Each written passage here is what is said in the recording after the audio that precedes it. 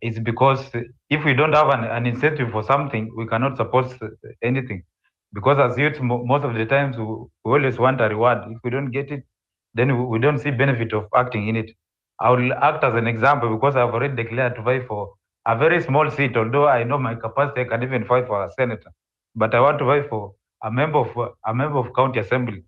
And I've started seeing, and I normally do most of my meetings online, and I see people come and join, and through those meetings, I take them for civic education, like to educate them about politics, about how to vote someone, how to elect a good person. Because at the end of the day, the problem is that our people don't understand who is a leader and who is the person they're supposed to elect. Is it the money that a person brings, or is manifesto they're supposed to look into?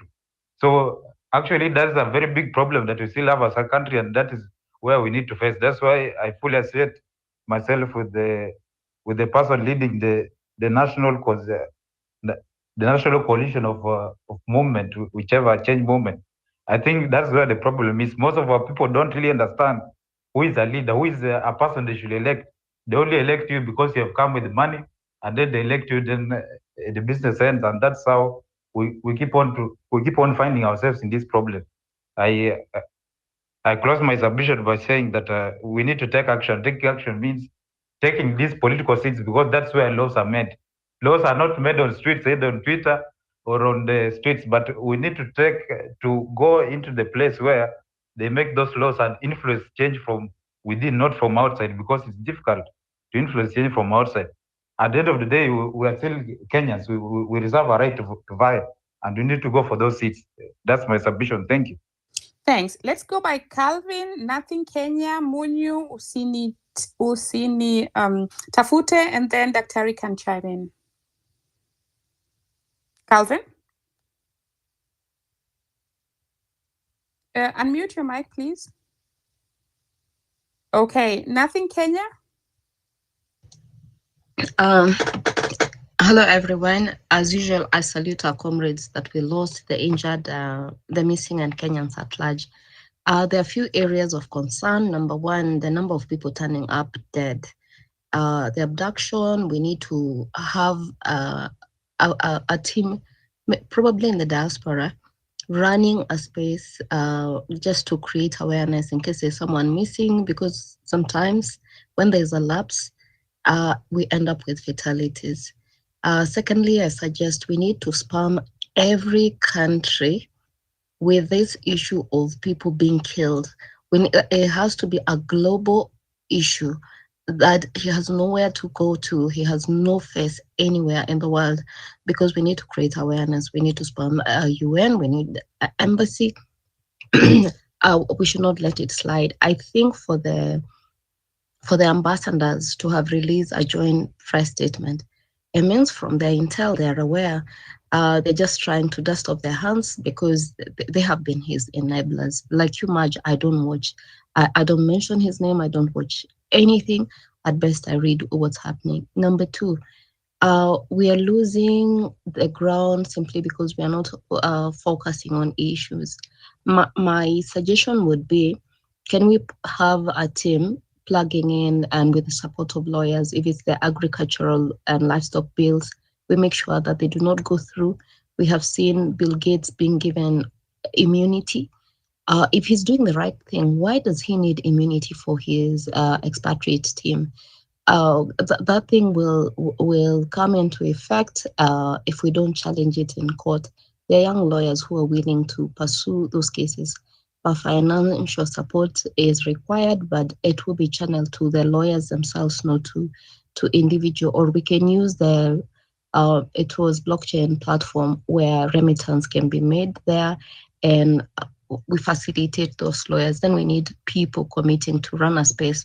I'm committing to run a space for agriculture and livestock. I've been in communication with many people, but then, like the case for mung beans in Machakos, the young lady has challenges commuting from Embu to Machakos. So we need to figure out how to run with shift. We've seen people dying because of this shift shaft madness. So we need to find a way how to plug through and so that we can sustain the momentum. Like everyone has said, in support regarding Gachagua. At the same time, that this lawlessness has reached to a point where it endangers people. Why did ambassadors turn up for that particular event, knowing very well that the constitution is being butchered? So Kenyans do not have friends, but just because we do not have friends does not mean that we're going to lie low. We're going to fight to the very end, whatever it takes. That said, I think we need to support spaces whereby like you can hold the state of the nation and other people can hold on parallels on particular issues so that we don't have anything falling through the cracks. For example, there was this gentleman called Rutango who had sued Monsanto in Zimbabwe. Have a hearing there. They took it to South Africa. Himself is Zimbabwean. And in South Africa, they bought his white lawyers with allegations that he had made a disparaging tweet some years back, and they dumped him. And eventually he went on to another law firm. And lo and behold, after hearing, he actually won the case. They said there was no public participation and there's need to protect the indigenous seed. That tells you, and he was on a space, I think it was American Space, where he was asking, can Kenyans collaborate so that we can defend indigenous seed? So if we channel our energy in such direction, we're going to win, because I think people are tired. People are tired because they feel like they're losing. There's this land helplessness that is creeping in, and we can't blame anyone. We have seen what's happening. So let's hold hands and push forward as a team by focusing on such issues. And then once in a while, then people can do a brief of what is the medical team are doing. I thank you, and I yield the mic. Thank you and good evening. Yeah, thanks so much, Nothing Kenya, for your contribution, the submission there. I think actually, and I would like to have other people chime in on this later, the government is trying to keep us busy, really trying to keep us busy. Whereas it's good to call out the government, they cannot make it our job daily. And this is why they're keeping the youth jobless, so that they can wake up to tweet about that, tweet about this, tweet about. What about the governance? What about the things that they're supposed to be doing?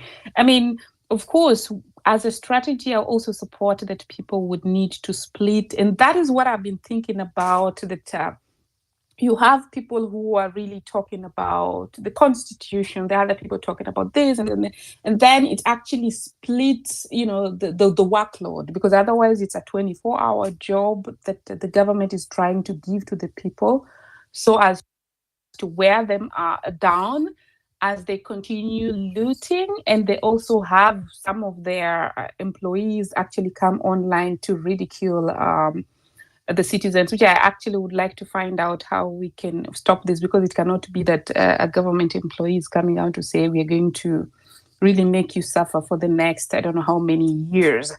So guys, it's 28 past. Let's take it to Calvin. I hope you're able to speak now, and let's keep to the time. Muthira, I saw. Yes. Okay. Good evening, ladies and gentlemen. First of all, let me take this opportunity to appreciate the host for the wonderful job you are now doing here. This country is really, we are really wondering where we shall go, because whatever is happening in this country, it's very shocking. Because when we go to the article of the Constitution, is stating very clear that the power belongs to people. And this power can be exercised directly or indirectly. But when we see our members of parliament, who are now, we have given already power to deliver to wananchi, now they're doing fake things. So what I can say is this: let us unite to ensure that this regime should go home. Because if we leave this regime like this, we are going to suffer. And even why feel because the kind of tax these people are taking from people. My friend, these things is very dangerous. And I want to appreciate and favor to Dr. Miguna Miguna. Miguna, you are a man and a half, and you are a style.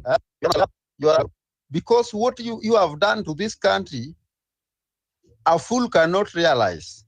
A fool will never realize. But somebody who is very keen can see you that you are a leader. You are a patriot. That is why we saw you the other time when you saw things was very hard. You really make sure that things will be in order. But some people disappointed you. So I want to tell you this, Mr. Miguna Miguna. Make sure that you form a party. We don't fear anybody. We don't fear even death. We don't fear anything, even machine gun, even Ruto, if Ruto want to put bomb to us, we don't care. But we want to tell him is this. We know the executive is somehow threatening judiciary. We are seeing that thing. Judiciary is being threatened because how the case of Gachagua went, we were not happy about that. How comes Kindi is in and the case is already in the court? Which kind of judgment is that? That thing we can say is a threat. We don't want our country to be like that. Our country changes a lot. Those people are now the leaders. We are the one who should now control those people.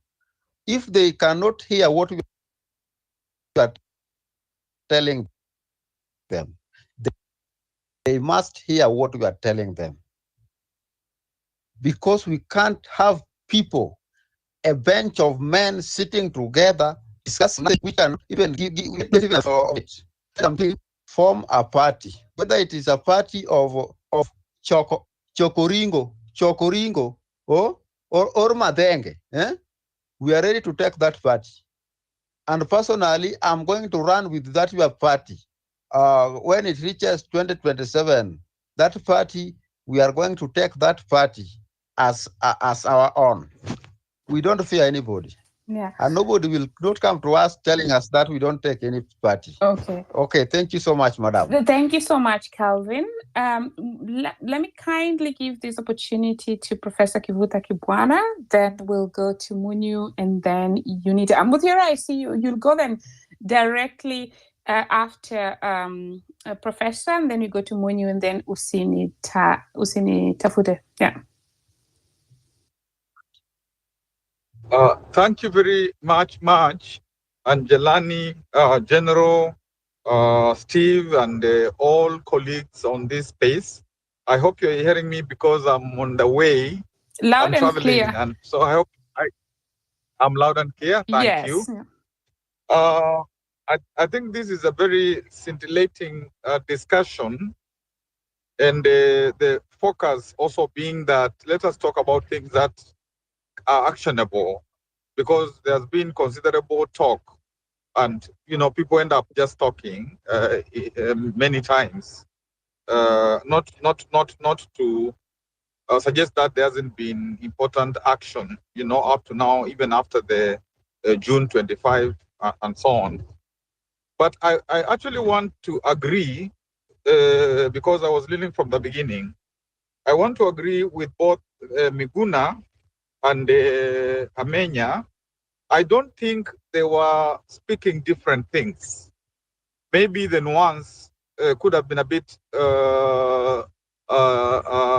different, but I think you see, for example, the president was trying to rally Kenyans by saying that he's giving them fertilizer, he's giving them housing levy, he's giving houses, he's giving them healthcare, what.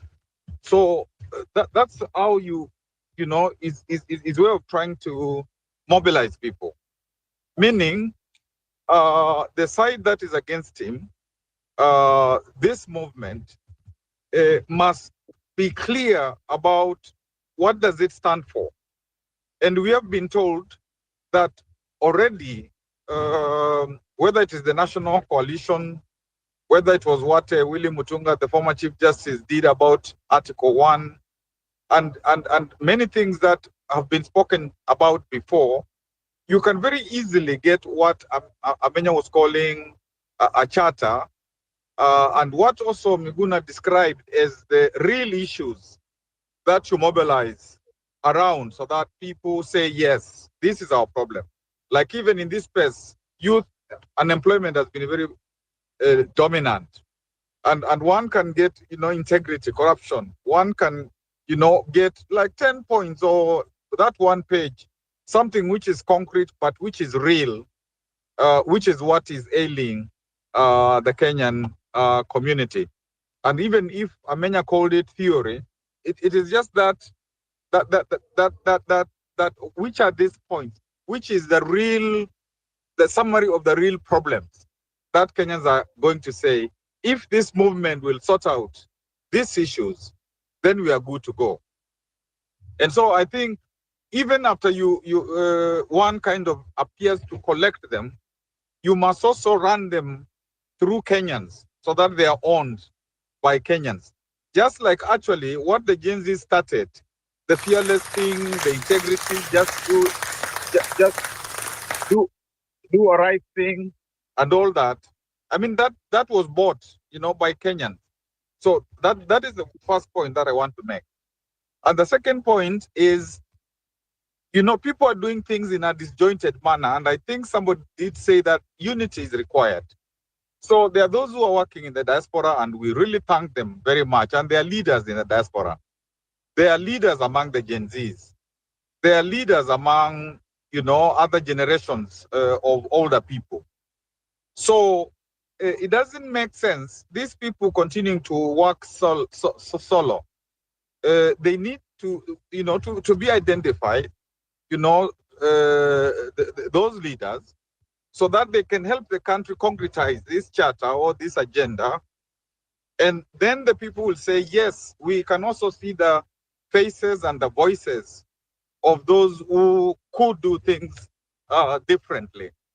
And I think that is really a missing thing, because if we are serious about, changing our country, then it means that we have to come together. And this business of people saying, I'm the leader, and the other one, I'm the leader, you don't choose yourself to be a leader. Either, peers say, you work together, leadership emerges, and the people ultimately will say that these are our leaders. Even as one of the participants here already was saying that I can identify so-and-so as one of the leaders. And I think for me, from NCC, leadership developed organically. And I think that's something, and if we are together to get the country to change, and we have good people who can, be ahead, then that's fine. You don't have to be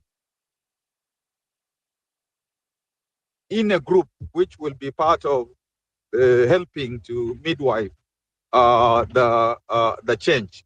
And I think that we need to have the perspective of both Article 1 as well as 2027. Let us not see them as contradictory, because if Article 1 comes first, that's well, that is good.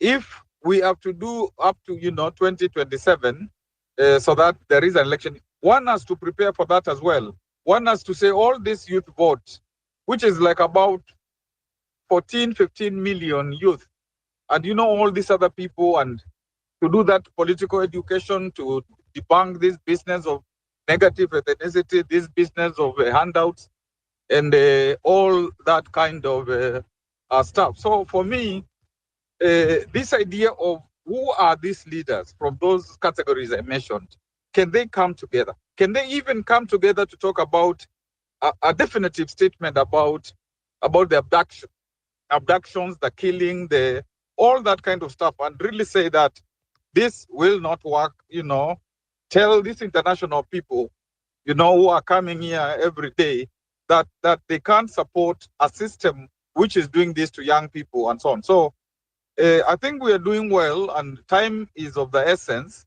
And to finalize, March, because I think I've taken more than my 3 minutes, but to finalize, if the people that are in these spaces don't quickly come together and show Kenyans that there is a group that really wants different, then you will get now the remnant of KANU, which is like, this other group which is coming with Waititu, coming with Kalonzo, coming with Wamalwa, and so on.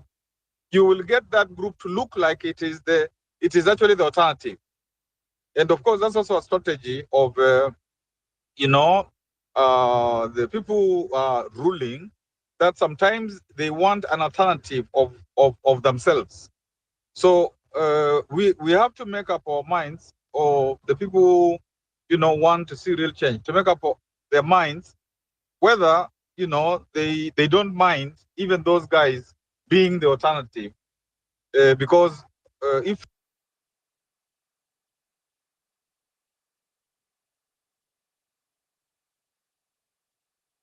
will continue struggling, and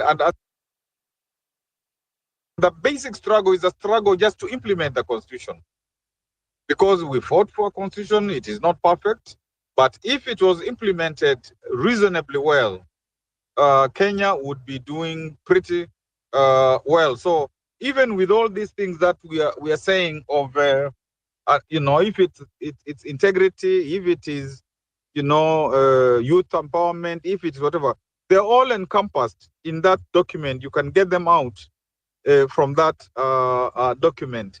And I think finally, as I think somebody said, it was Miguna, that let us not think that Ruto is an easy person to just get out.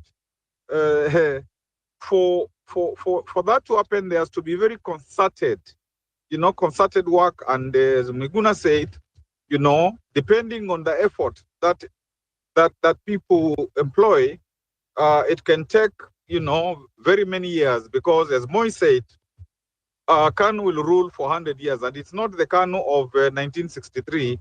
It is KANU, all the people who are in KANU. In actual fact, the problem is all the people who are in KANU, they keep on coming back in different forms. And the people who have never been in KANU and who are trying to say, we are children of the new constitution and we want the new constitution implemented. And we want, peace, prosperity. We want, good lives for our young people, and it's generation zote working together, especially those who are not polluted by the previous systems.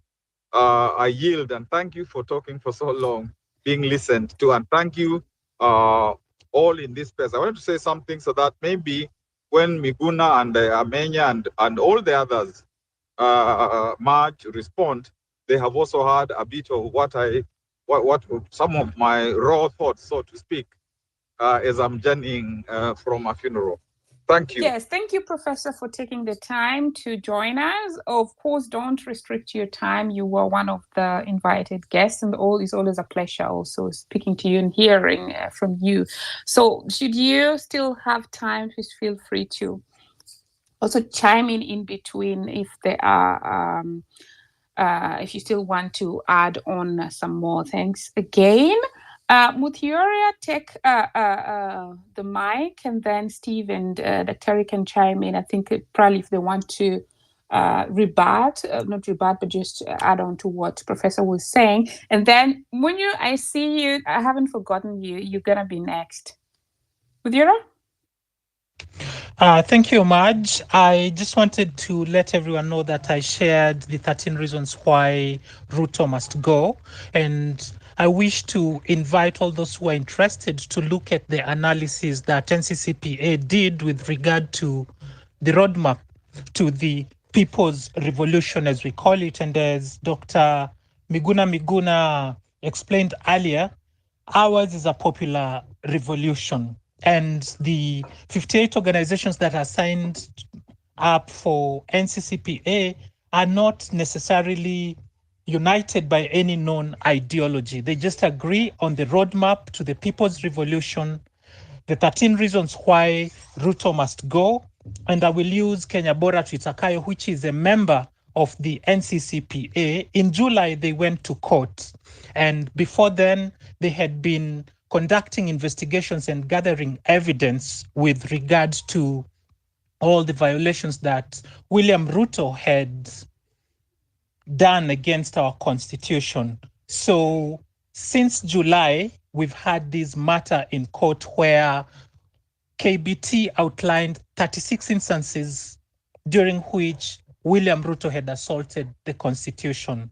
Now, recently, you saw how easy it is to impeach a member of the presidency. It did not take long. So during the Gen Z uprising that eventually ended up calling for William Ruto's removal from office, we had already arrived at a conclusion that William Ruto has captured parliament.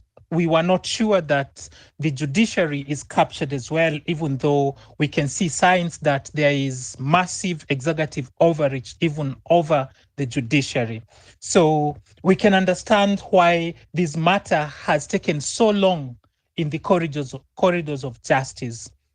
We've been given a date, that is the 12th of November, to go back to court because after William Ruto was served to come to court, there was an objection that the president enjoys immunity while in office against the kind of prosecution that had been taken to the High Court. So there's this dilly-dallying. So even though there is a court process by a member of the NCCPA, we believe that all Kenyans should be organizing for the popular revolution so that even if it will not happen in the streets, we'll be ready when the next election date arrives. Now, that said, I've had people say we need to come, we need to meet. NCCPA invites all members and we hold meetings every Monday, starting from 2 p.m. Well, we've enjoyed the generosity of the National Reconstruction Alliance Party that's led by Okia Omtata, who has given us space. And then, of course, we've had guidance from other progressive parties such as the United Green Movement, Ukweli Party, the CPK Party, together with all these other pro-people social movements. So where to begin is we've had people meeting way before the 25th of June. So we would want to invite people to come and bring in these ideas because fatigue is starting to set in. We need leaders. We need people to come. We've been at the stage where we are getting to know who stands for what and those who preach water but drink wine. So as people get kicked out of the organizing because, and sadly I have to outline this, we were with people like Kasmuel Makoure. We were with people like Morara Kebaso, who eventually ended up... May we not mention names, please? Kindly proceed. Well, I just thought it's important so yes, people know but it's okay. What the journey has been. Yeah, it's okay to just say the colleagues, because that happens everywhere, that the people who fall off are a process. So that's okay. We understood you. Kindly proceed. Yeah, so I'm urging people to come because there is so much to be done, but very few people to get the job done. I, as an individual, together with the others who are still trying to do something, could get compromised along the way. But then this movement has to soldier on. The Kenyan people must eventually win. So even if you have just an hour in a week, show up, come volunteer. There is space for you. And as Professor has said, leaders will eventually emerge. So seize the opportunity. It's the 5th floor of Taj Tower. We have our meetings every Monday starting from 2 p.m. Come see what you can do. And this is open for individuals, for all social movements that are pro-people. Please come. Let's build this nation together. Thank you, Madge. Thank you so much, Mudiora. And we'd also like to encourage anyone out there who's doing something to keep coming in and pitching from themselves and actually just telling us this is what we do. Because if we don't hear from them, we don't know what they do. So we just want to really encourage everyone so that at least we have some, way of encouraging each other.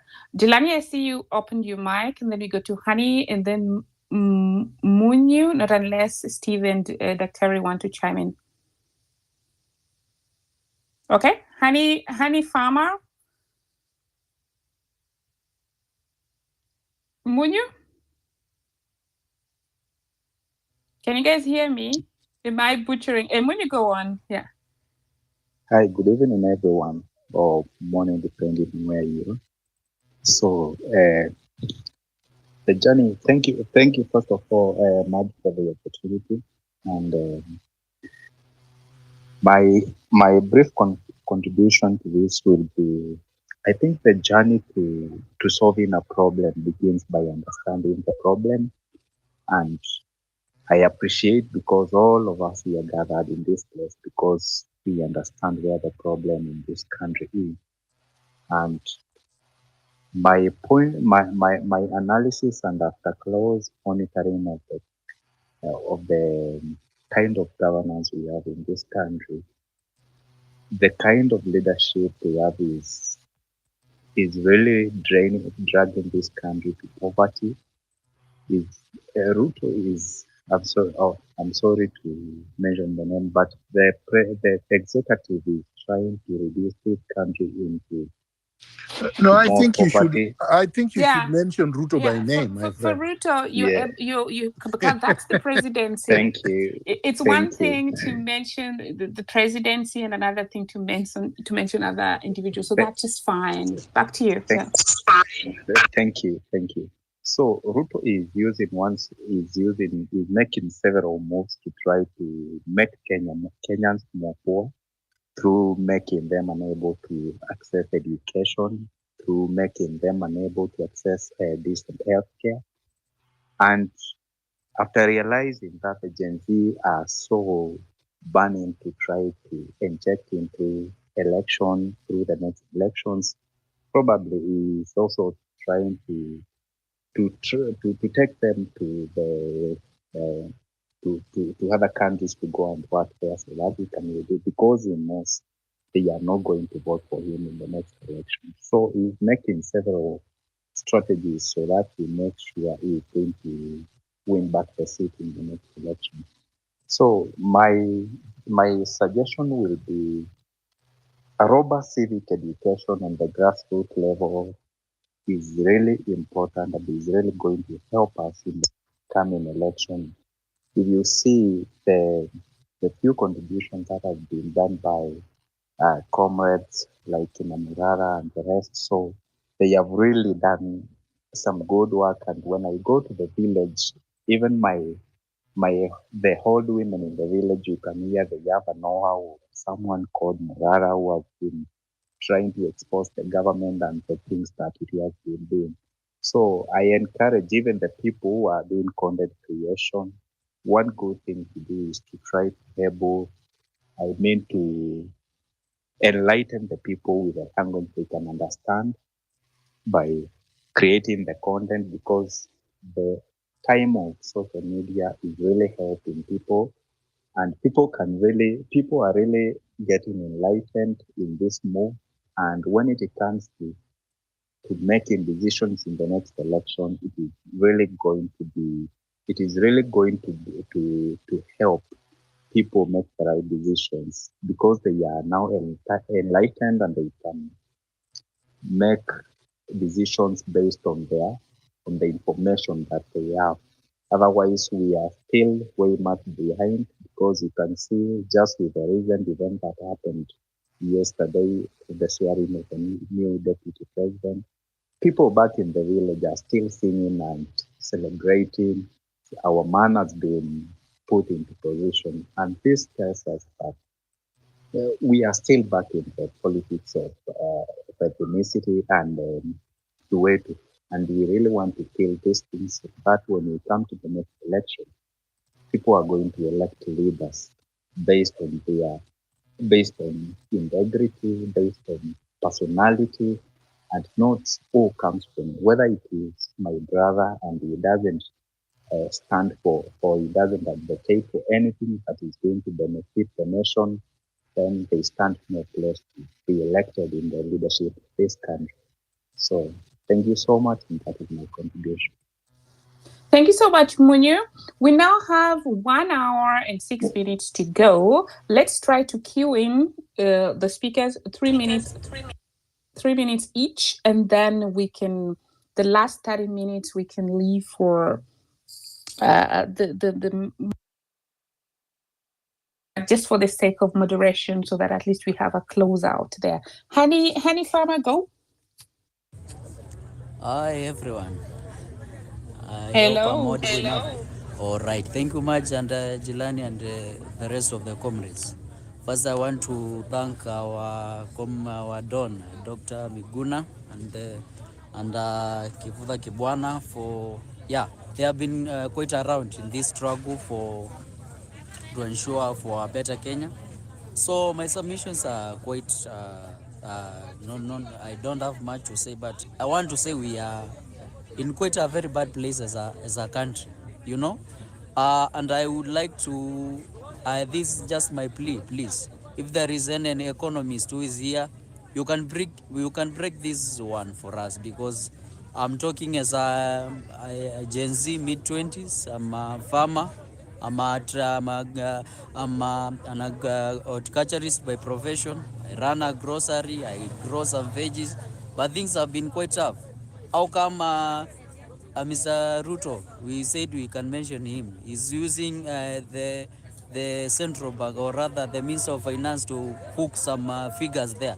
Is really inflation at 2.7%? Because I've been at my kibanda since 4 p.m. and I've not sold even 300. People don't have money. So, to the dear economists who are here, does the inflation, should it not reflect the actual state of the economic status of the people of Kenya? So here the ground people are really suffering. This government, as much you have said, is ready to take us through circus, one circus after the other. You sing Gachagua for 1 month, you get impeached, they give you Kindiki, they give you Adani, you go through circles, they give you something else. So that's a strategy they're using. So I think we are advantaged. Let us also have this mentality that we are in a place of advantage. I think if our forefathers, like who fought the white people, the Akina Kungu Karuba, Akina Paul Comrade Paul Gay, Akina Kungu, those people, they had no social media. They could not hold platforms like this. But we are in a place of advantage. Let us use these social media platforms to ensure that we push a common agenda. And one thing also I've noted that these people are using is that people are angry, and even some people who are imposters, calling themselves leaders of some movements, they are very angry. So they are easy to be given some peanuts here and there, and then they run with a different agenda. So let us, there's people who are committed for a better Kenya. Let us also beware, as Professor Kibuta Kibwana said, the likes of Kalonzo, the likes of, we will mention them, the likes of this Waititu who was chased away in Kiambu County. They are not better. Those guys, they are just failures, political failures. They are not better than Gachagua. So they want to portray themselves as an alternative for Kenyans. So let us be aware of people who are trying to come up and try to pretend that like they are better than just the other person. So on that, about inflation, please, if someone can say something about it, I will really appreciate. Meanwhile, let us not give up. Let us continue mobilizing. I'm a farmer. Let us also push. You've seen the documentary as I finish about Africa Uncensored. A very nice documentary. Nobody is talking about it. This government has allowed even very toxic chemicals to be sold to farmers. So please let us also have people talk about such stuff. Thank you so much. Thank you so much. Thank you so much, Honey Farmer. As you wait for an economist to really answer your question, I would like to encourage you to add on to, these day-to-day goods that people use. No matter what you sell, try to also add these small things. These will give you money so that at least you can you don't need to go back home without a single cent, because you find that the households, they have less money, but by the end of the day, they want to afford one meal. So if whatever you're selling is not moving, even try to add these, these sukuma wikis that they cut and put there ready for people to pick. So you'll find that you'll at least even go home with 200 shillings or something like that. I just wanted to add that as we wait for economists to chime in. All things, Daktari, take the mic.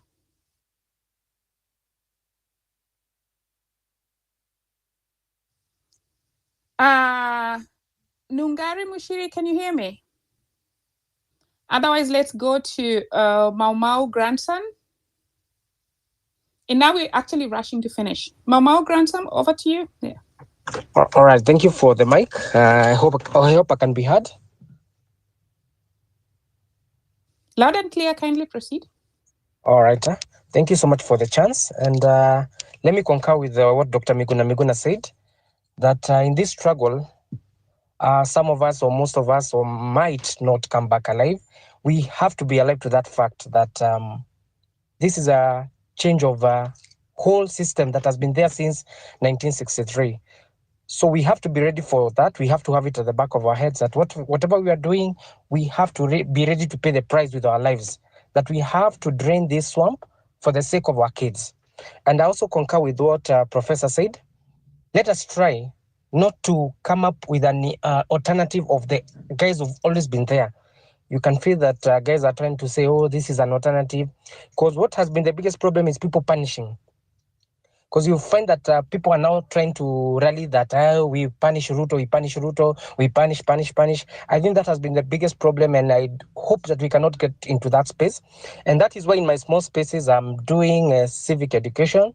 I try and go to the ground, to the matatus, and tell people and contextualize. I always buy a gazette every other day. And this whole month has been about shift. And I tell them, in case one of you gets cancer, in case one of you gets this thing, if you go to the hospital, I ask them, how many of you have been visited the hospital? Umetibiwa, umefanya nini? So umelipa cash. And if we can be able to get it to the ground, then it's going to help. And contextualize it to the ground, it's going to help, bringing it home to the people. Then I think one of the other biggest problems is the guys who are working, the middle class. Them, they live like in an island. They were given share, they were given housing. Then they react, they feel as if things are just okay. If we can also be able to, because we might be thinking that the biggest problem is how watu kwa ground the wananchi, but we have a bigger problem than these guys who are the middle class, these guys who are in the white collar employment. Them, it's like they are comfortable with the way things are moving. None of them wants to risk for their lives. None of them wants to risk for their job. None of them, they are comfortable. So I think we also need to target them. How can we make most of them be bold? And lastly, the Constitution. I'm a law student. I'm currently studying law. And I feel that it's been a very tragic week. Let's not give up on the Constitution. It's a very good document. And as Dr. Ria said, Article 1, all sovereign power belongs to the people. And Article 76, it says that leaders are not given the power to rule. Actually, it's the Constitution that says they are not given power to rule, but to govern us. They are not given powers to rule us. It's not a monarch to be ruled. And I hope that we can all do our small things in our small spaces. Mimi nikifanya hii huku kwa matatu, mwingine anafanya hii. And let's be patriotic. Let patriotism lead us. Yesterday I visited the Langata Cemetery. And regardless of the money that we'll have, power that we'll have, at the end of the day, it doesn't matter, because tutazikwa kwa hiyo 6x6. But the impact that we hold to our people, the differences that we make to our people, let us not be afraid. Let us be vigorous. Let us be patriotic, and we can be able to manage to do this thing. Viva, viva, viva. Grandson of Mama Wakili. Thank Thank you so much. Thank you so much for your contribution. Let's go to Festus, Moses, then Maosa and Farah in that order, 3 minutes each as we wind up. We are finishing at the top of the hour. Festus, can you hear me? Mukavana? Okay, then I'll go to Moses Kagaru. Yes, I can hear you. Can you hear me? Loud and clear, please proceed. Can you hear me? Yes. Please proceed. Yes. Very good. My name is Moses. Mine is, I have been thinking about the executive that it has been rotten. I've also been thinking about rotten. But when we came to the judiciary on the ruling that they made, that is where I got lost. And that's what I would want to ask Professor Kivuza Kibwana and Dr. Miguna Miguna. My heart is very aching because when the last judge started looking at the issue of whether to lift those orders, I found it like when he had gone in a very good trajectory, but when it came to the interpretation of public interest, that is something I would want us to understand exactly why is it that we have so many different interpretations of public interest. This is an office that goes through election. Why would someone want someone who is appointed rather than the one elected not to go through that kind of being checked by the various organs before taking that particular office? It really dawned on me that we thought that the judiciary is on our side. We have been lost completely. And I would like us to understand exactly, everybody should understand the Constitution. We should carry the document. Myself, I'm not a lawyer, but I carry my Constitution. As they open every chapter, I open mine. And that is the reason why I've been able to learn to understand some of these concepts that are in the Constitution, those articles. Article, I think 23, I think 25, the one that talked about fundamental rights. It says that despite any other provisions to this Constitution, any other thing that has been said by this Constitution, that when the right to a fair hearing knocks your door, everything has to stand still, everything has to go to wait, everything has to go to actually freeze so that the right can be accorded to you. I really did not understand. And Professor Kivuza Kibwana, maybe that is something that is bothering me. I want to understand. And as far as fighting as Kenyans, democracy is not the best government, the best way of governing ourselves, but we don't have an option. But anyway, we will have to look for people. Dr. Miguna Miguna, you people have to really tell us this is the direction, because if we fail in this kind of thing that we are talking about, then the elections will come. And those elections, we must be able to pick and say, this is the direction we are going. If other things do not come here in between. I don't want to say much. I want to thank you, Madik. I'm grateful. Thank you so much, Moses. Thank you so much, Moses. I'm trying to now just ensure that we really have people ask those questions. Take 3 minutes each, and then we have the last 30 minutes of really just closing and making their discussion robust. Mausa, Daniel, then Farah in that order. Mausa, can you hear me? Then let's go to Daniel, then Farah. If you can't hear, I will drop you and pick other people because there are others also waiting. Okay, anyone in the space who can in the speaker panel who can hear can. Yeah, I can. Take a go, Farah. 3 minutes. Okay, thank you. I'd like to talk about 3 things. First is to try and give a perspective, my own perspective, as to what is happening in the country.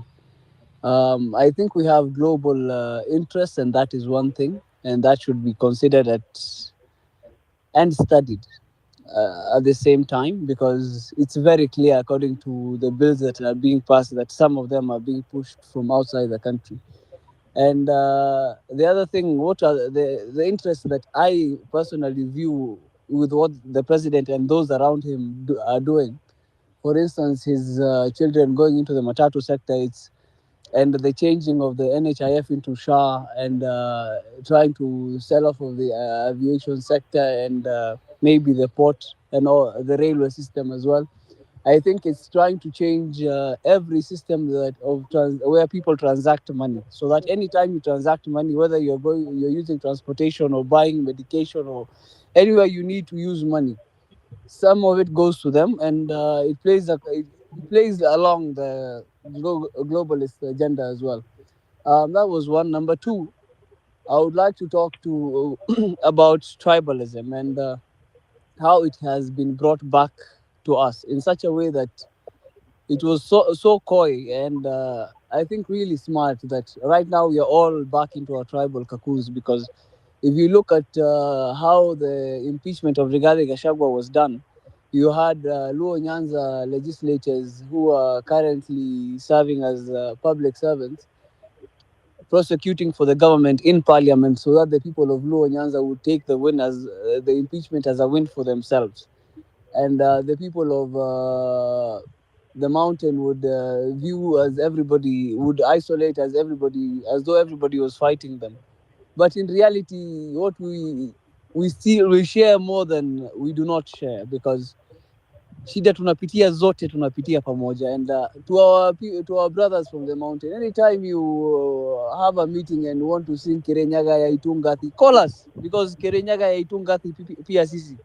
The mountain belongs to us all. Mount Kenya ni yetu, hii shida tuko nayo yote ni yetu, na the only way we can break down these barriers and walls of tribalism that have been set up for us for a period of time is trying to learn each other's cultures and inviting each other to share in that which we share commonly, and that is the mountain, our national flag, our national anthem, our different cultures, our different languages. So tafadhalini, we haven't cared enough for this country for a period of time, but let's care for each other first, and naturally the care for this country will come, because people of integrity will then be put forward, because people will be judged not for what they have or what they have amassed, whether legally or illegally, but for the quantity of character that they have. If you look at the, would you please wind up? So the others I'm landing, Maj, no problem. Thank you. The natural cycle of a politician is supposed to be somebody who has either gone to school, then gone to work, become a technocrat, then gets into the political field for maybe 10, 15 years, retires, and goes into maybe farming or whatever they would like to do. And the only person who so far I've seen having this natural cycle is the Professor Kivutha Kibwana. The rest cannot come back to society because of the ills they have done. So kindly, as a people, we need to bring back dignity and morality. Thank you very much, Maj, for always being here. Yeah, thank you so much. And I just want to say, when it gets to tribalism, nobody can define how any tribe should feel. We let them. We let the politicians do that. Because to say the Luo Nyanza legislator went and did this so that the Luos can say that, the mountain went, these people, the politicians, of course, want to use it. And the moment, Mausa, can you please mute? The moment they need you, the tribe becomes very important to them. But ideally, when you're walking in town and you faint, the next person who's going to pick you up is not going to ask you which tribe you are, and they're going to probably just look at you, try to see how to help you. So we should take away, this power that the politicians want to have and try to separate, divide people through tribes. It really, these people, and I like giving this example, when the daughter of Raila, Winnie, is stranded anywhere, and she will call those people. She can call Mudavadi, she can call, what's it called? Kalonzo, she can call Uhuru, she can call Ruto. Even at 3 a.m., they will pick her call. Yeah? But what about you? the normal mwananchi. So let's look at that, really get out of this idea of, tribalism. They're just using it for their interest, and they want to always fuel it because they know they can say, oh, this, they're doing this because of. And if you do a DNA test, you might find that some of the people who are claiming to be Maragoli are actually from, what is it called? Yeah, Abuja or something. So let's really concentrate on things that matter to us. And as we now finalize, because the next 5 minutes, I'm going to add the last speakers. Mouse, are you able to speak? Yes, can you hear me? Yes, please. 3 minutes, and then, yeah. Yes, thank you for giving me this chance. So mine, I was saying, I wanted to make a comment on the kidnapping of people in Kenya. So we need to start doing actions like those people who are being kidnapped. We need to start like mob justice, like those kidnappers. Those are criminal because they don't identify themselves when they kidnap someone. If they are the police, they should identify themselves. But since they don't identify themselves, we need to start treating them like criminal.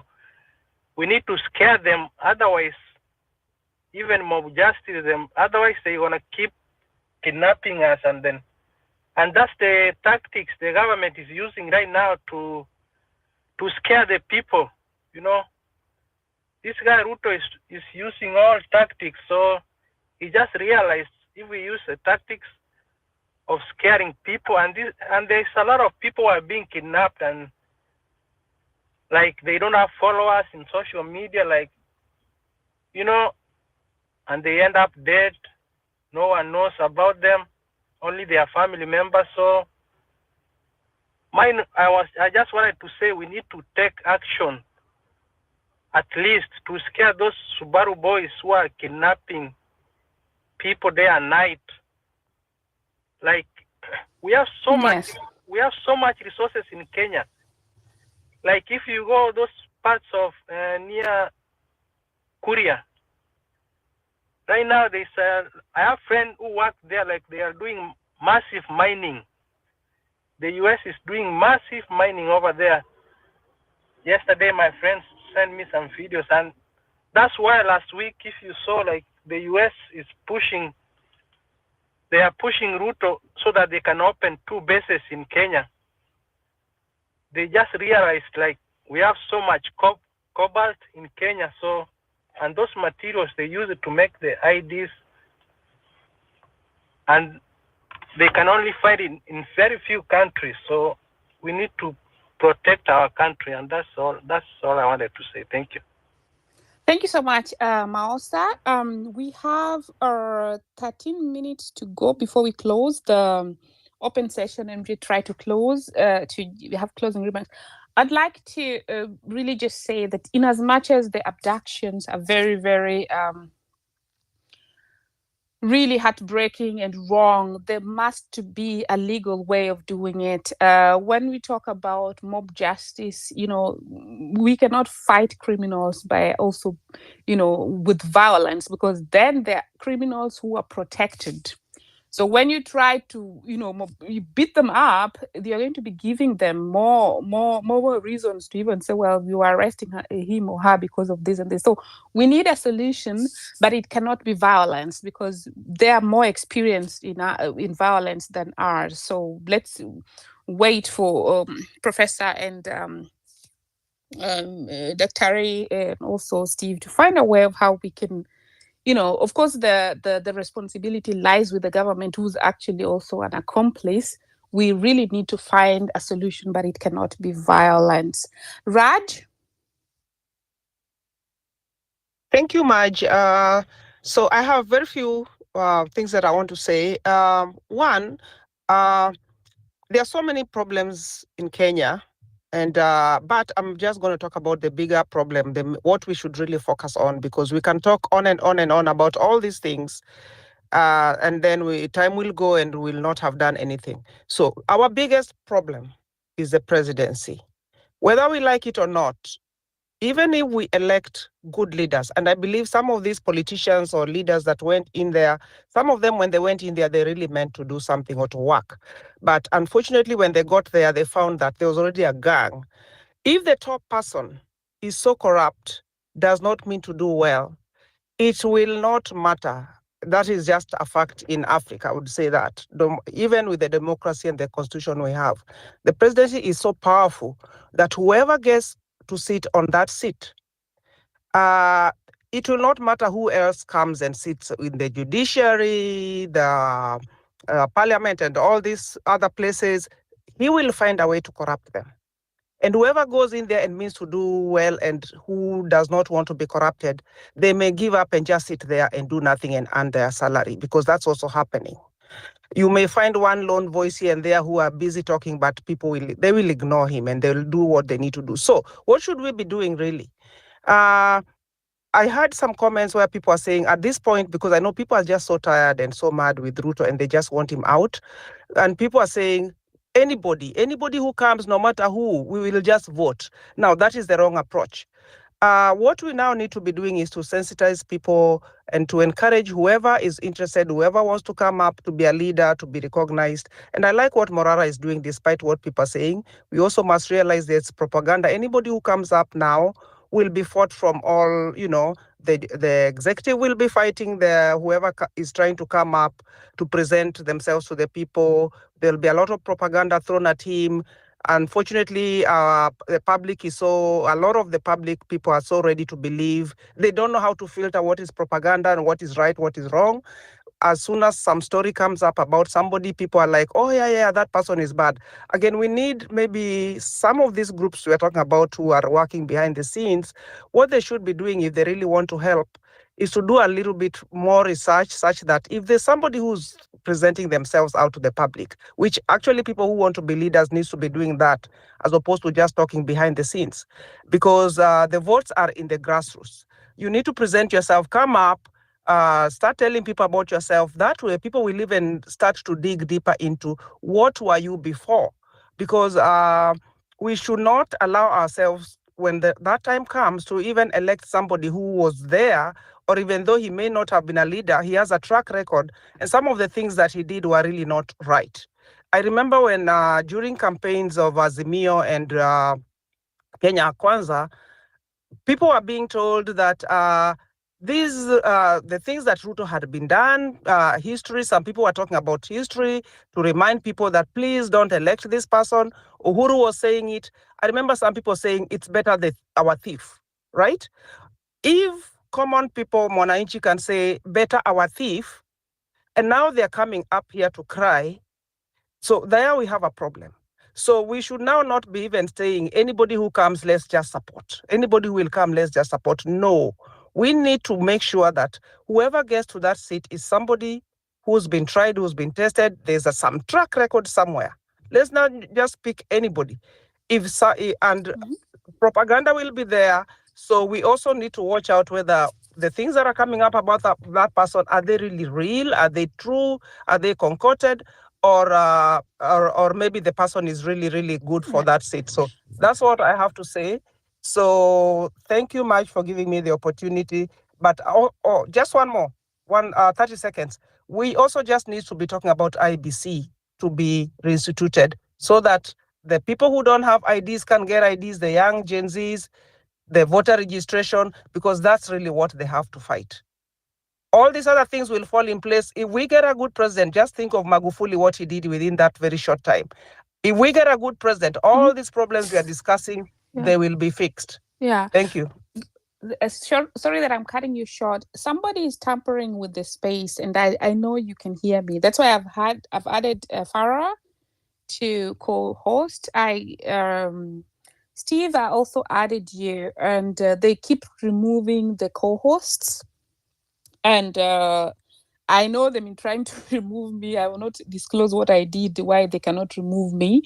Because Alakti is trying to bring the space down. So Amenya picked the co-host role too, and we want to save and hope that they're not going to take us down before we finalize. So in this light, I'm not going to add other speakers. I'm sorry, because if we just drop now, it's going to be difficult to come back. So let's just have those on the speaker finalizing on the panel. Ja, Daniel, Isaac, and then we close. Yeah. Hi, Maj. Hi, 3 minutes each. Thank you. Exactly, I'll try my best. Thank you for the time in the space. And I'm going to read again the topic up there, the state of the nation. This is the conversation with Miguna. Perfect. Good. So the first thing I would like to ask ourselves in this space is, why are we here? Are we making progress, or are we talking about the same things that we've been talking about last year, last week, and last month? What is it that we are here for? Are we revolutionaries here, or are we going political way? Because the state of the nation as we speak now, there is no constitution. Ruto has suspended constitution. And for those who don't have eyes, I don't know when you will discover that. Because those who have not seen that are like the tick in the cow. The cow is already dead, but they still sucking the blood. I don't know how long it will take them to know that the cow is actually dead. Revolution, to me, my point of view, is the best solution forward. And what do I mean by revolution? We can be talking about politics here. We can be talking about the court. We can be talking about the judiciary. We all know all that has been conquered, So what is the way forward? What are the solutions? Let's talk solutions a little bit. Let's talk about civil disobedience. Let's talk about popular revolution, like what Dr. Miguna was saying. And by the way, Dr. Miguna, you can unblock me. And the other thing I wanted to talk about here is, Maj, with due respect, I know you bring in a lot of people and you listen to a lot of them, and I'm very grateful for what you do. It's not easy hosting a space. But would you also please just tell the people who are contributing to the space to at least give some solution or peace of mind? Because, come on, at this stage, a lot of people can rant and rant. We all know what is wrong in the country. Kenya is a crime scene. And if anyone in here does not agree with the fact that Kenya is a crime scene, they're in the wrong space. I would be an advocate for revolution. And if we are going to form a movement, we started some space and we were talking about naming the movement as 25th June movement. This one will coincide with most of the revolutions that happened, like in Cuba and the rest, And the other thing is about, can we have 100 loyal people, not 1,000 people who are here to joyride? And before I land, I wanted to bring to your attention that we are planning for the Revolution Viva on 11th of November 2024 to boycott Safaricom and the Adani deal. And we will be occupying Safaricom because all these abductions are happening because of Safaricom. We have intel, we have undisputable, data breach by the Safaricom, and everyone can attend to that. Thank you so much, Maj, for I wish I had more time, but that is what I can say for now. Thank you so much, Jai, and God bless you too. As we finalize, poor billionaire, Dr. Isaac and Daniel, please 3 minutes each, and let's concentrate on either a solution or a question, because time is not on our side, and some people who are listening here are trying to tamper with the space. Yeah. Thank you, Maj, for this opportunity. Thank you. Okay, let's have poor billionaire go first, and then Daniel, you'll come. Okay, Daniel, please mute. Okay, poor billionaire, go. Thank you, Maj, for this good opportunity granted to me. I'm also happy to have same space with Dr. Miguna. Miguna is a very good friend of mine, and Professor Miguna Miguna. I'm from Busia County. I'm a youth, and I'm not a very happy youth as how things are happening in Kenya. I'm not enjoying the fruits of democracy. Our democracy is corrupt. Our country is corrupt. Our leaders are corrupted, and we have nobody else to at least lean or share our thoughts with. We used to have Miguna Miguna, a very tough, good friend of mine, who used to put things in black and white. Nowadays, I don't know what has happened with Miguna Miguna, but I still follow him. I want him to address, at least tell us what he thinks about the state of the nation as far as leadership is concerned. We see like now students, they cannot even afford to go to school. Going to campus has become very, very difficult. So we don't know what's going to happen with the education system, but we are being told things are happening in bottom up approach, things are doing good, but our voice are not well heard. Mr. Ruto used to tell us that he's going to start to work with Mama Mboga, Mutu wa Boda Boda, and definitely watu wa Mkokoteni. We are not seeing watu wa Mkokoteni anywhere. So, and we are still seeing Ruto, instead of at least working on how to revive the economy of this country, he's still praising and awarding loyalties, awarding political friends. So I don't know why people who are even at KCC going to at least to clap for one individual who's getting a job, and we have very many youths in the same who are in the same KCC, around thousands of youths who are there looking for jobs, and nobody. We were really struggling to get these jobs, and you can imagine yesterday or the other day we saw thousands of people going there to clap for one individual who witnessed the Gen Zs being killed anyhowly, who witnessed the police being taken to Haiti, and without any questions. He didn't even question the Ruto, the must go man. We wanted a leader, at least somebody who will question the president or the presidency or executive. But now you see what's happening. We will never have a country if we're going to continue this kind of nonsense. Look at the NHIF, NSSA. I don't know what it has changed from NHIF to PIP. We are not happy at all. So, as from where I come from, I have leaders who we elected them knowing that they were they had good manifesto. But as I'm speaking now, go to the county, it's very pathetic. Hospitals, we have no beds, no toilets. So I don't know whom are we supposed to blame. So because of time, I'll beg to stop there. I'm Paul Pua Billionaire from Busia County. Thank you. Thank you so much. Daniel, then Isaac, let's concentrate on solutions and questions as we finalize. Yeah, I have a question, and let me know when my time is up. I have a question, and if this question, I'm going to ask a question. If I'm asking out of ignorance, then please correct me, or if I'm asking out of naivety, then by all means, please correct me. But I've heard a lot of people here, Kifuza, and even to an extent Miguna, saying that we should wait it out and see a new strategy to remove this person. The question is, what are we waiting for? Well, the thing we're going to be waiting for, what will it be? When people are dying in hospitals, when people are dying in hospitals, the economy is collapsing. We all know, everybody here knows Ruto will 100% steal the 2027 election. And then we're going to be right back where we are, where everybody is so angry, he's like, this guy has to go. Now that is my question. Like, what is this that we're supposed to be waiting for to strategize on? Because it is almost like we're going to base our hopes. We are putting our hopes on, number one, the incompetence of the monster, which is we hope is going to make a mistake, or his patience is that he's just going to sit there while you insult him, while he's being patient and not do anything to you, while we all know he's already kidnapping and killing people. Or number three, we're going to hope on him, like, just suddenly be like his goodwill. It's almost like we're basing all our future hopes on the goodwill, the incompetence, the stupidity, or the morality of a monster we already know is a monster. So if we're waiting, what are we waiting for? And if we do know what we're waiting for how long? That's my question. Thank you so much for the question, Dr. Isaac. Thank you, convener, for letting me in. I wish to suggest as follows. This system cannot operate without cash. All these people who are following this president are doing so because they are in business. There is something in it for them. All domination systems, they succeed because they have resources.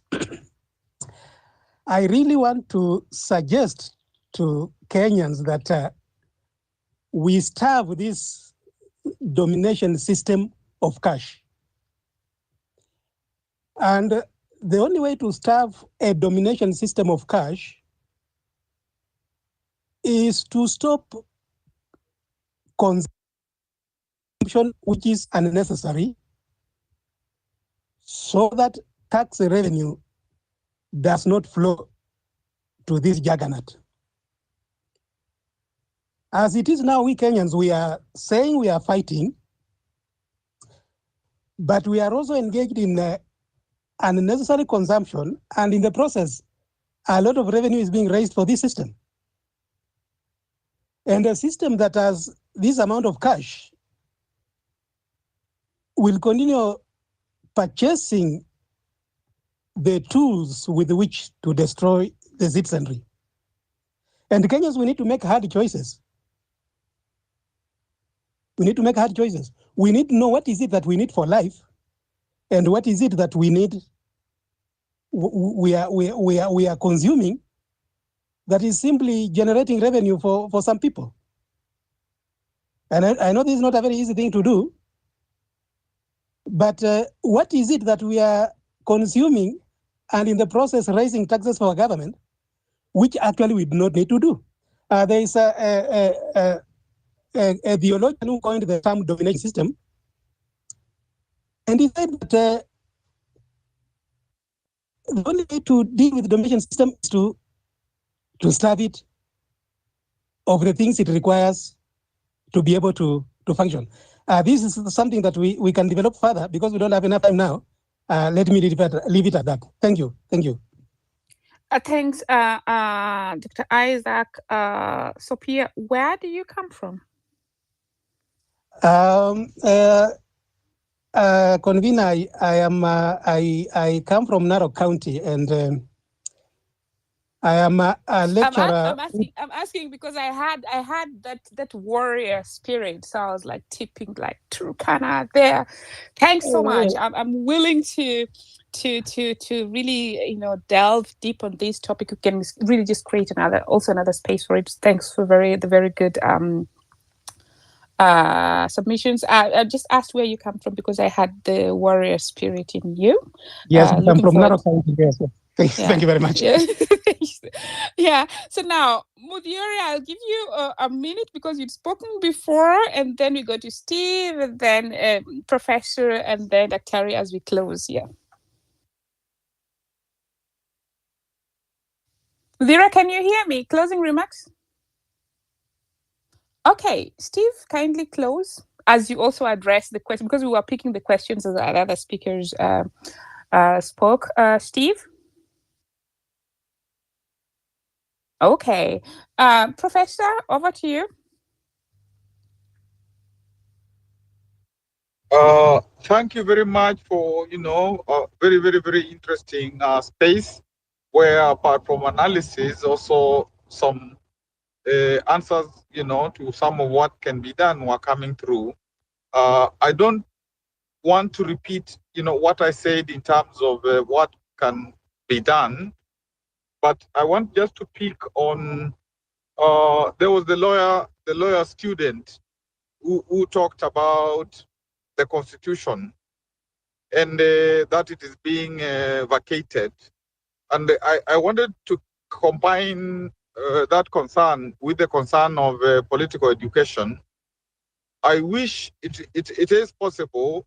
First of all, I think civic education must be systematized, or political education. It can't be something of ad hoc, like, you go there, you go there, you go there. I think there has to be an arrangement so that one can account for every ward, and there are about 1450 wards, so that at least we know that, to ensure that this negative ethnicity, this, bribery during elections and all that stuff, people get to another level, like how the Gen Zs go to another level. And so the Gen Zs and so on, that civic education, political education, whatever one wants to call it, sometimes voter, all that is done, very profusely within the country. And if, for example, there are like about 18 law schools, if we could get a summary of the Constitution translated into every language within our country, and maybe that's something that the diaspora would be interested to work with some of those schools to do that. I think that can be the basis of also civic education or political education, and then that translation also, the illustrations are about the problems that are existing, whether it is in health, whether it is in, education, all those issues that have a place within the constitutional integrity and so on. And I think the last thing that I wanted to say, there are groups like the coordinating committee working very vigorously.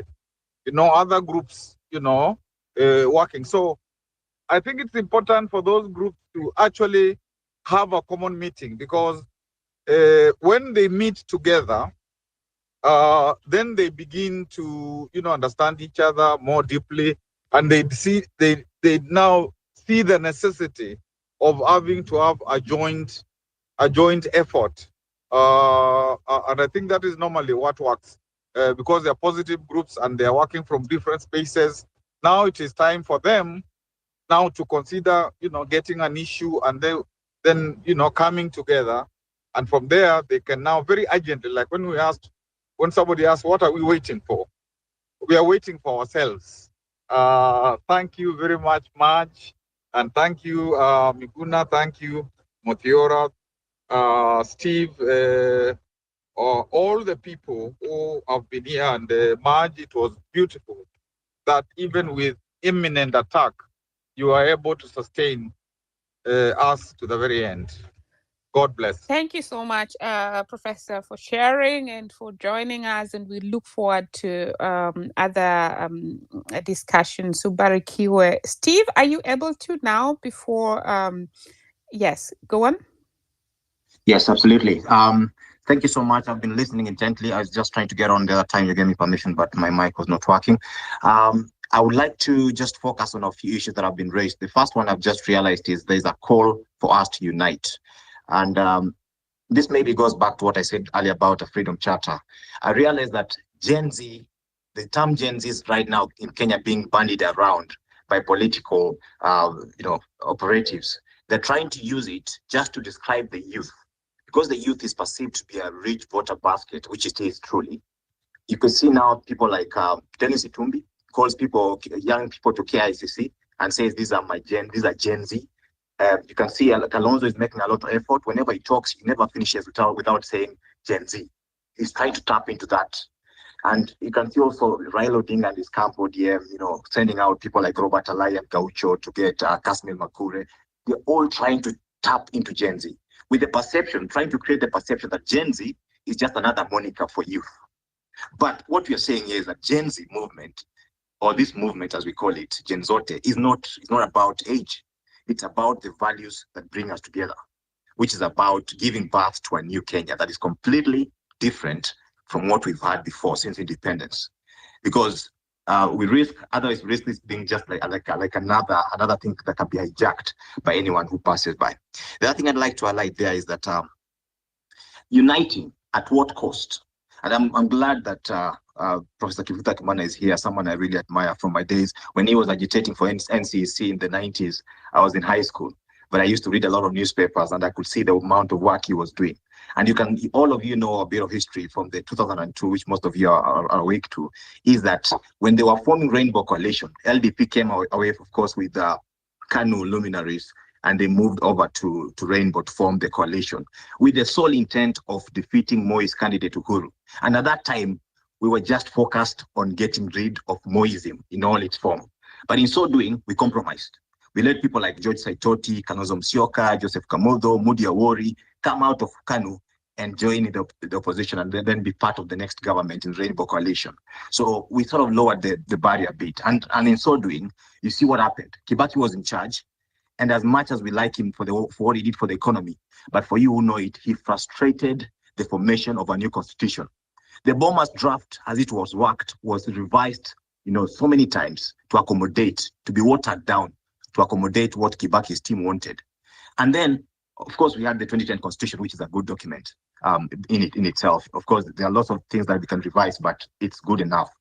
But the worst thing that happened is that after the 2013 election, we had Ruto and Uhuru now being the first custodians of the new constitution. And that was a tragedy, because these are people who had opposed that constitution. and now they're in charge. And you can see what we have about a decade later is we have people who don't have the political goodwill to reap the true benefits and fruits of this new constitution. So how is that relevant to what I'm speaking now? I would like to know whether the movement of this moment right now, moving forward, are we going to be considering Puritanism in terms of getting candidates who truly espouse a pro-people Kenya, a new Kenya that we want? Or we're going to be pragmatic like we did in 2002 when we went for all and sundry as long as they brought some form of political constituency on board. For instance, right now, we see the likes of people who are just forming themselves into political formations in Kenya right now. We can see the likes of, Martha Karua. She has had joint presses, in recent days with the likes of course, Professor Kibwana here and Hisa Kitui. I don't know whether there's a political formation going on there. I'm sure maybe it's just agitating for what's happening right now. Maybe Professor may be able to rejoin on that before he leaves. We also have the likes of Team Ground, Babu Wino and Gathoni Wamshomba. Of course, we have the remnants of the Azimio coalition, Kalonzo, Eugene, Kioni. Of course, all those are people who would like to sort of have the Gen Z, this movement behind them in one way or another.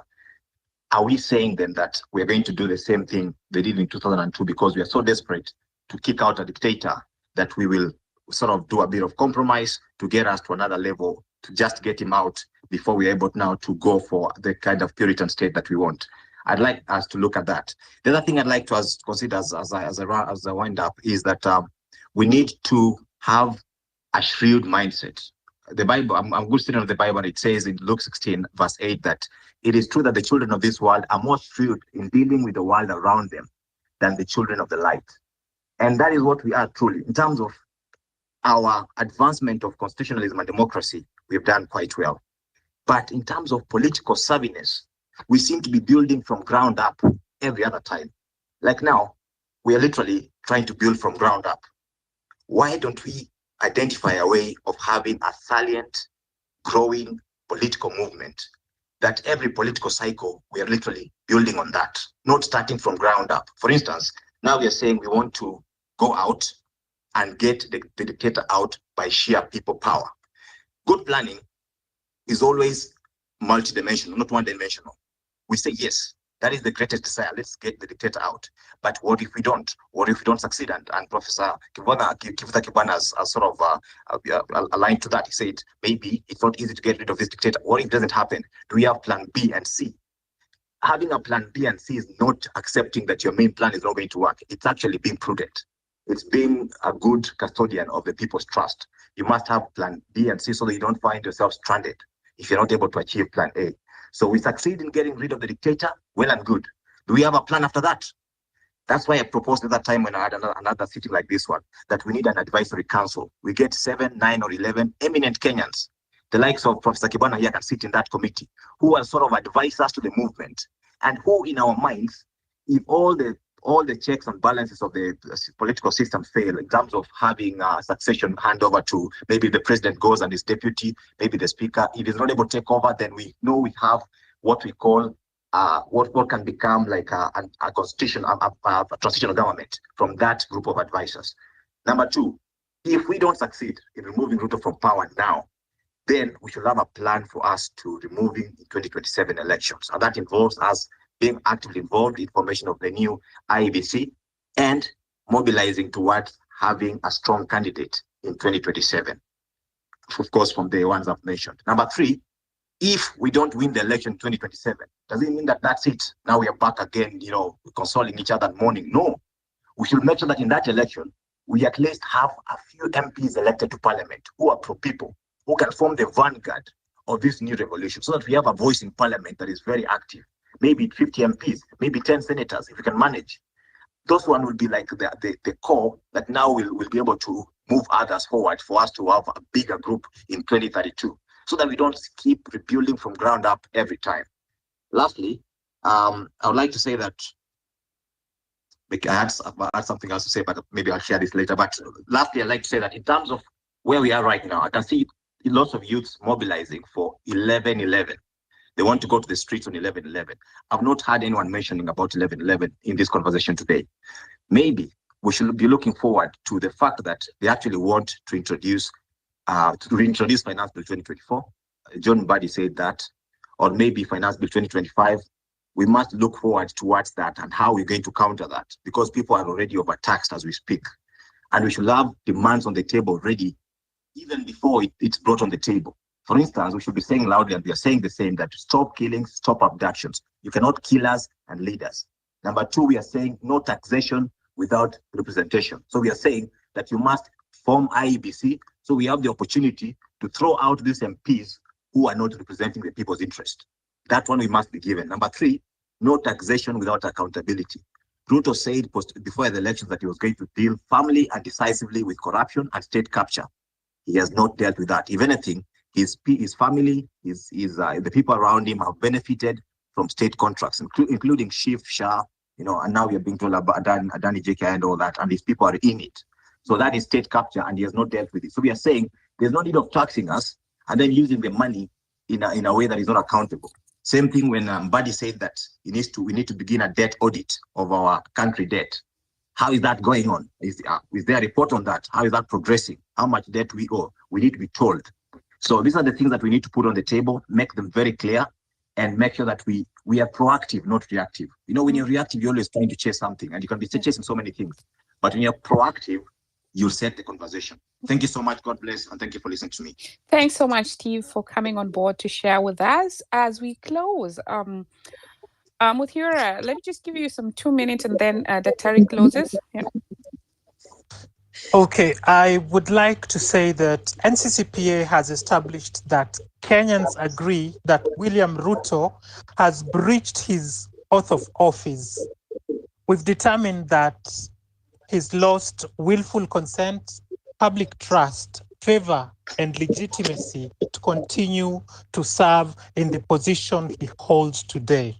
So we hold that Ruto must go. And as Steve has said, we do not have to start from scratch.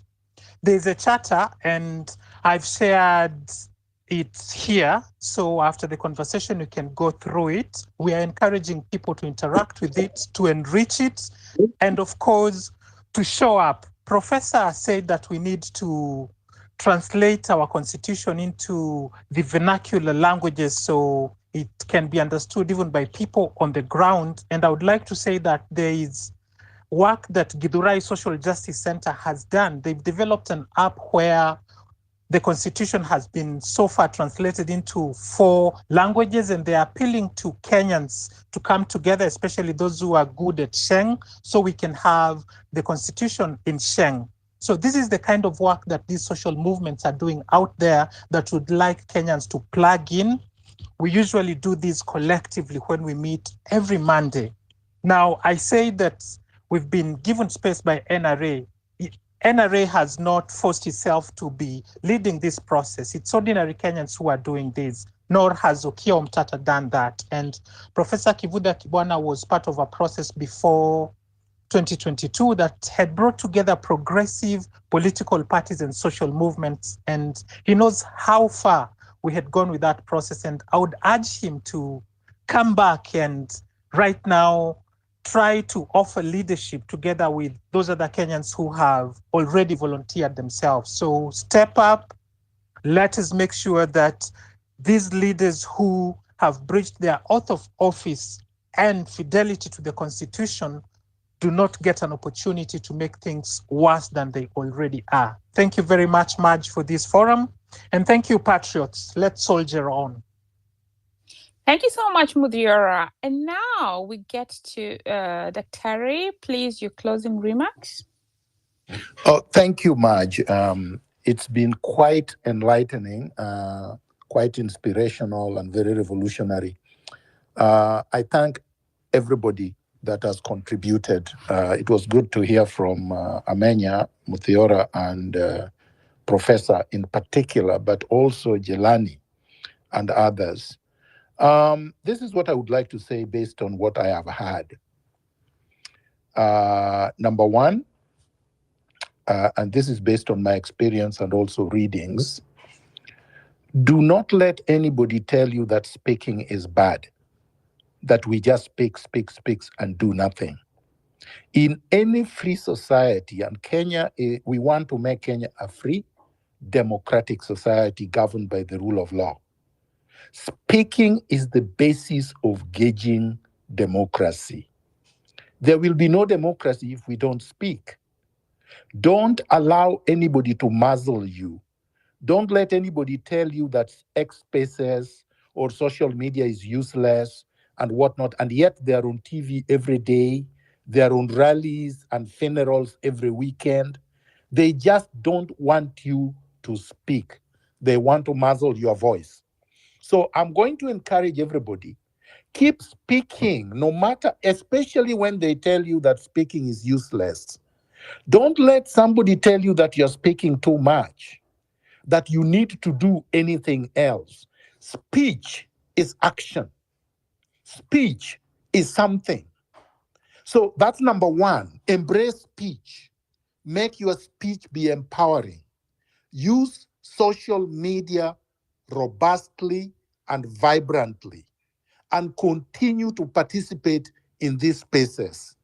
Because during the revolutionary movements that we've been talking about historically, they didn't have this fora, the social media fora. They didn't have Facebook, they didn't have Twitter or X, they didn't have Instagram, they didn't have TikTok, they didn't have YouTube. And all they were doing, if they were able, is to use radio, shortwave radio, and pamphlets. It was very difficult to reach their cadre or the populace. So we have a way of reaching the populace directly. Let's use it without excuses. Number two, let's avoid cynicism, fatalism, and exasperation. Let's say, oh, he's too strong. He's killing everybody. We will not succeed. It's taken so long. We've just been going round and round in circles. We've lost pace. We have not lost anything. There are all these societies that we've been talking about that led revolutions and transformed their societies, were oppressed sometimes for hundreds of years. Slavery lasted for 400 years, for God's sake. It did not just end overnight. So let's not talk as if freedom's liberation struggle is a wedding procession. The South Africans only removed the apartheid system after 100 years. Colonialism itself in Kenya did not end overnight. So we cannot be exasperated. We cannot be fatalistic. We cannot adopt the cynic attitude. That's number two. Number three, I agree with Amenya. We cannot unite just for the sake of unity. And we cannot be told that when we have evidence of Ruto having imposed or attempted to infiltrate the movement using certain characters we know, that there is something wrong calling them out. We must be vigilant. We must expose all infiltrators, no matter how they try to project themselves to be. Infiltration is a sophisticated process. To be able to infiltrate a movement, you must pretend to be part of the movement. You must pretend very honestly to be fighting the government. For the government to pay you, they must make sure that you are good enough to be accepted by the other side. So the people they brought to infiltrate our movement are quite good. We are not saying they are not good. Otherwise, they would not have infiltrated it. But they did. And in many societies, revolutionaries are murdered by infiltrators. Sankara was killed by Kompore, whom he thought was his brother, whom he grew up with, that he started the revolution with. Who killed Malcolm X, a black man who belonged to the Nation of Islam? I mean, who killed Martin Luther King? Who has killed all the revolutionaries, if you remember? Who killed Trotsky in Mexico? Who killed Che Guevara? So this is historical. Who killed Jesus Christ, for God's sake? So the fact is, do not lose or be lazy or give excuses for infiltrators, because it's easy to be destroyed and to be sabotaged by an infiltrator than by Ruto. Because only the infiltrator will tell him what we are discussing when we go to closed door discussions, or what we are planning when we go to closed door discussions. So we must be able to expose them. That's number 3. Number 4. So let's be vigilant. Number 4, let's not be classist. Every member of the movement, every revolutionary is the same. There is no eminent or less eminent. I understand what my brother Amenya was trying to say, that we need advisors and whatnot. No, advisors are part of the movement. They are not more eminent than others. The moment we stop talking in a classist language, we become full revolutionaries, because we are not going to judge people based on their titles, academic or otherwise, based on how much money they have, based on how articulate they are, based on the positions they hold in society, based on age or gender, based on any other identifiable characteristics. Let us be judged by the quality of our contributions, by the commitment that we give to the movement, not because we have held positions before. Because after all, in Kenya, you only hold positions because you are favored, not because you're the most qualified, not because you contribute more than anybody else, not because you come with the most original, creative, innovative ideas to transform society. That's not why people are even elected into office. So I get wary when we emphasize more on elections in a completely tyrannical society. A society where parliament is nothing really but an extension of state house. Let nobody lie to you that any parliamentarian or senator is doing anything substantive to Kenya. None, zero, none of them. That's a fact. Because if they do, I need to see the bill they brought and passed into law that has transformed any aspect of our lives. Give me one example. Any of them? None. All the laws are debaucheries. All the laws are retrogressive. All the laws have not served the Kenyan popular interest. So how come we don't hear them on the floor of parliament opposing these laws? How come they are only vocal once the laws have been passed and the public are up in arms? How come? None of them. How come they have not brought bills, even if they are shot down in parliament, but at least we see them arguing out these bills in parliament? How come? How come none of them opposed Finance Bill 2024 until the Genzote took to the streets? How come? So I don't want us to have any illusion about the leaders, so-called, that we have. And yes, I agree with Amenya also, it's not generational. And I think if Professor Kibuta also said, this leadership, true revolutionary leadership, is not about age. It's not about class. It's not about religion. It's not about region where you come from. It's not about gender. It has to be based on vision, the political transformative vision that you have. And lastly, What is it that we need to do? What is it that we need to do? If you set yourself a goal and you say, if I don't meet this goal, I do this, you will fail.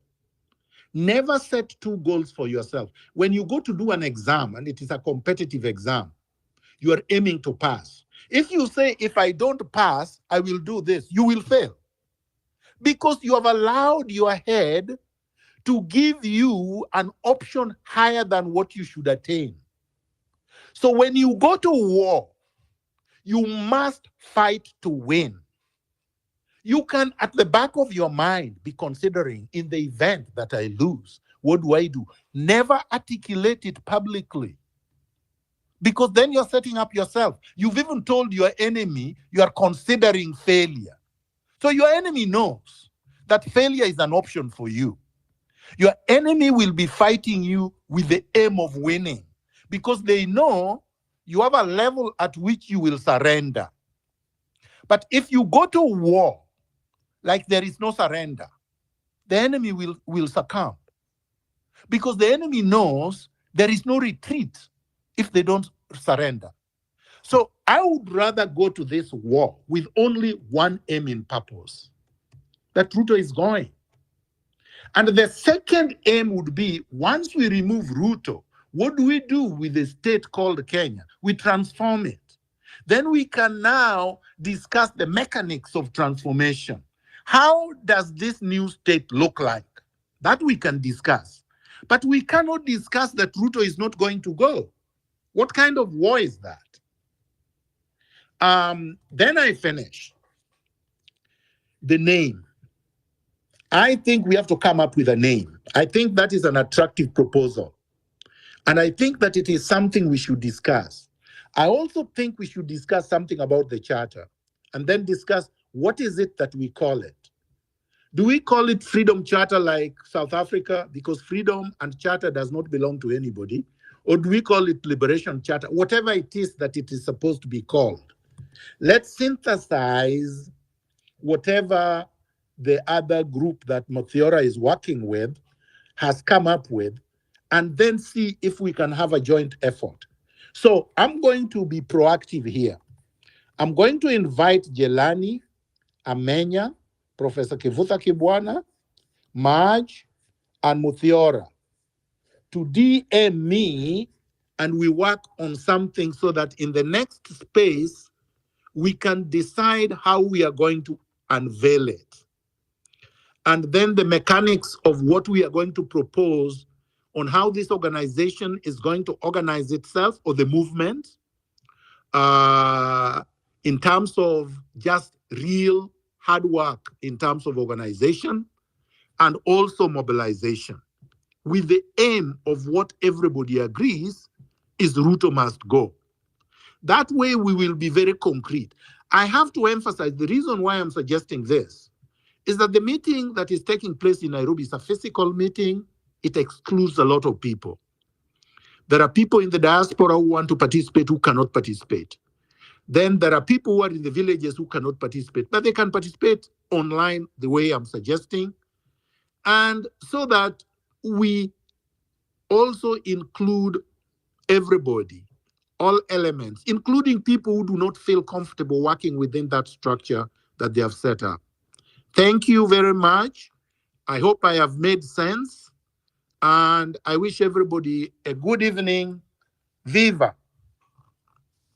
Thank you so much, General, and thanks everyone who chimed in, the speakers and the listeners who stayed with us for over 3 hours. Much has been said. I do not have more to add on to. I'd just like to really encourage you to keep fighting, because it's not really easy. The government has set us in a state of, fighting for governance every day while they sit pretty and loot, while they come and mock us, going to pay the youth that they keep unemployed, knowing very well they're going to come them to play the revolution song and they dance to it. It's really the highest form of mockery I've seen from a president doing to his fellow citizens. So I really say it's a sad time to be a Kenyan, but let's not give up hope. Let's really keep fighting, but nevertheless try to keep sane. And for the youths that are fighting without, the times are difficult and there's no money. If you get your hands on some little money, don't look for the big business there. I'd encourage you to really just don't shy off from these small jobs that you have. Like if you're still at home, and you could as well also make, as you fight for your freedom and for the next job, try to find a way, even if you're just cooking at home and selling the lunch as you move away, you're doing the civic education. That way you become more independent and you don't fall into the trap of people trying to buy you, because they'll keep wanting to buy others. So we need to just be vigilant. Don't give up hope, because as they try to ship out the youth, their interest here is being agencies getting money. They'll come and tell you, oh, you don't need to pay, because what they are not telling you is that the companies abroad are paying them. So they don't care. They're supposed to be creating jobs at home. They're not creating jobs at home. They're really just making money out of you. But it's the Kenya that you have. And in most countries in the West, they're even turning against the other people, because life is hard everywhere. But we have a government that's actually at the moment tearing apart our country. And I'm very glad, at least in many countries, in the US, there's an election coming up. There's an election coming up soon in Germany. And the government that actually, when we called them out, and I'm glad this is being recorded, we called them out when people are being killed. We tried to tell them help and help and help. No, what was important for them is signing a bilateral agreement. But God pays back, because that government, some of them have started resigning here, and they're going to lose very terribly. The only thing that is going to help them is that the other party is really worse. So let's not give up hope, because the German government is already being punished as we speak, because God has a way of finding an equilibrium. So comrades, as you go out there, don't be afraid. Fight for your rights. You have a right to education. You have a right to healthcare. You have a right to many things.